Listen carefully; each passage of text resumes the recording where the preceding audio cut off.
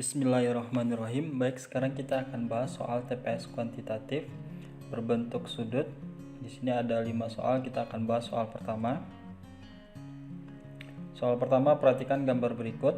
Diketahui gambar seperti ini. Pada gambar di atas, berapakah nilai dari A? Nah, perhatikan gambar ini terdiri atas dua buah segitiga. Pertama, sudut antara segitiga ini saya misalkan X. Maka sudut X ini kita bisa dapatkan dengan cara menjumlahkan sudut A plus 10 ditambah A derajat. Atau bisa juga kita perhatikan segitiga sebelah kanan. Sudut X ini bisa kita dapat dengan menjumlahkan sudut 2A ditambah A dikurang 15 derajat. Kenapa? Karena sudut X ini merupakan sudut luar segitiga. Sudut luar segitiga kiri dan sudut luar segitiga kanan. Nah, dari dua persamaan ini maka bisa kita simpulkan ini karena sama-sama X berarti kita substitusikan. Maka didapat 2A ditambah A dikurang 15 derajat sama dengan A ditambah 10 ditambah A derajat. Nah, ini saya jumlahkan 2A tambah A jadinya 3A. Ini A tambah A saya jumlahkan jadi 2A. Nah, ini yang A sama A saya kumpulkan satu ruas, ini dipindah ke kiri sehingga jadi kurang 15, saya pindahkan ke kanan, maka didapat nilai A nya adalah 25 derajat. Maka jawabannya adalah yang B. Oke, kita lanjut soal yang kedua. Perhatikan gambar berikut. Jika QT sama dengan TU sama dengan UR sama dengan 6 cm dan SW sama dengan WV sama dengan VR sama dengan 4 cm, maka luas daerah yang diarsir adalah, nah, perhatikan gambar luas daerah yang diarsir. Daerah yang diarsir terbentuk atas dua buah segitiga ya, segitiga PTU dan segitiga PWV. Nah, untuk mencari luas diarsir maka bisa kita cari dengan cara jumlahkan luas kedua segitiga. Luas segitiga PTU ditambah luas segitiga PWV. Nah, perhatikan segitiga PTU. Di sini diketahui alasnya 6, tingginya berarti dari bawah sampai ke atas. Berarti ini jaraknya adalah, kalau di sini 4, berarti di sini 4, di sini juga 4, berarti jaraknya dari Q ke P adalah 12. Dan segitiga PWV ini kita anggap alasnya, berarti tingginya dari sini sampai ke ujung sini, dari S sampai P. Maka tingginya adalah 18, sehingga bisa disubstitusikan ke rumus segitiga alas kali tinggi bagi 2, sehingga didapat 6 dikali 12 per 2 ditambah 4 dikali 18 per 2. 12 dan 2 bisa disederhanakan jadi 6, 18 dan 2 bisa disederhanakan jadi 9, kemudian dikalikan maka didapat 36. Ini juga hasilnya 36, maka hasil jumlahnya adalah 72. Maka luas daerah yang diarsir adalah 72. Jawabannya adalah C.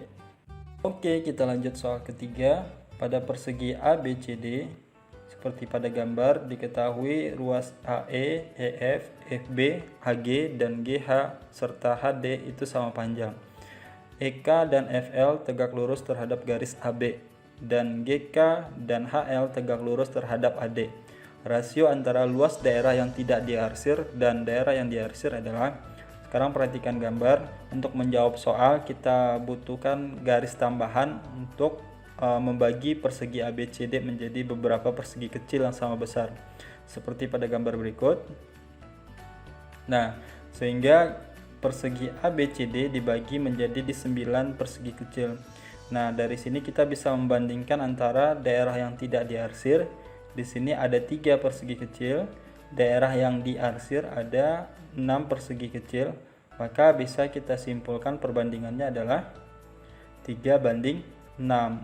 Nah, kemudian kita sederhanakan sama-sama bagi 3, maka didapat luas tidak diarsir banding daerah diarsir adalah 1:2. Berarti jawabannya adalah yang C. Oke, kita lanjut soal keempat. Nilai X pada gambar berikut adalah, perhatikan gambar. Nah, untuk menjawab nilai X kita harus tahu sifat segi 4, bahwa jumlah sudut pada sebuah segi 4 adalah 360 derajat. Nah, untuk mencari X kita cari dulu sudut-sudut yang berada di dalam segi 4 ini.